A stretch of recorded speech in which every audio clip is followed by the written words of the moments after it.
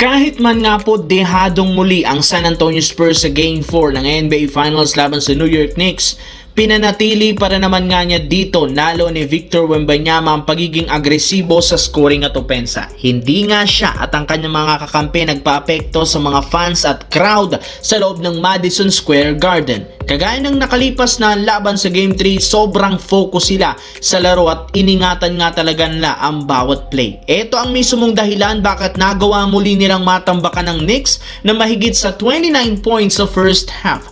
Pero pagdating ng second half, dito na nga nagsimula na nagkanda leche-leche para sa Spurs matapos silang makambakan, matalo pa ng Knicks 107-106. Bigla nga po nanlamya at nanlamig ang shooting at depensa ng Spurs sa second half na siyang sinamantala ng Knicks para makahabol.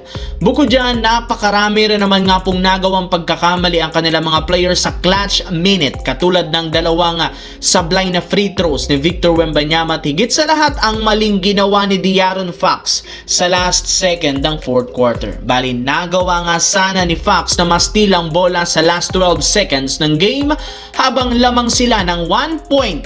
Pero imbis na ubusin nito ang oras, mas pinili nga niyang gumawa ng layup na nasupal pala rin naman ni OG Anunoby. Diyan nga nagkanta leche-leche at nasira ang Spurs na sinabayan pa ng ginawang game-winning tip-in ni Anunoby. Kaya dahil sa nagawang pagkakamali ng Spurs, puro batikos ang kanilang natanggap mula sa mga fans at analyst, lalo na si De'Aaron Fox na siyang pinupuntire ngayon na batikusin dahil sa napakalaking pagkakamaling nagawa nito na siyang nagpabaon sa Spurs sa 1-3.